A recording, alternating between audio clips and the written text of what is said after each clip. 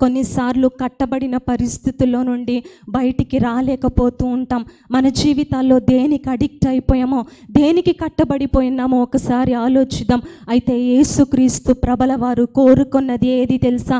కట్టబడిన గాడిద పిల్లను దేవుడు ఏం చేసుకున్నాడంటండి? కోరుకున్నాడు. హల్లెలూయా, హల్లెలూయా. మన జీవితాలలో కూడా దేనికి మనం కట్టబడిపోయాము?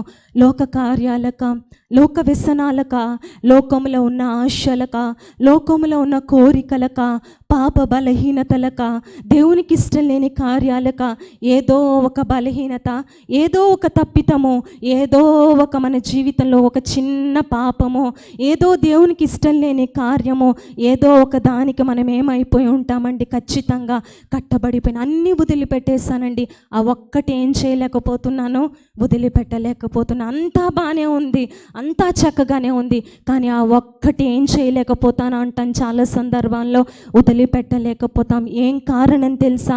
ఆ ఒక్క బలహీనతకు మన జీవితాలు ఏమైపోయింది? కట్టబడిపోయింది.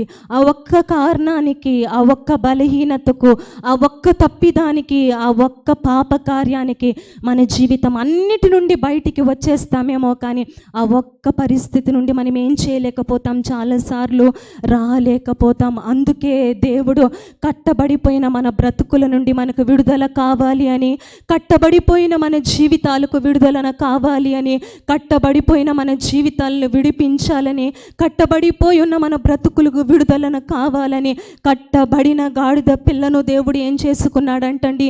కోరుకున్నాడు. హల్లెలూయా, హల్లెలూయా.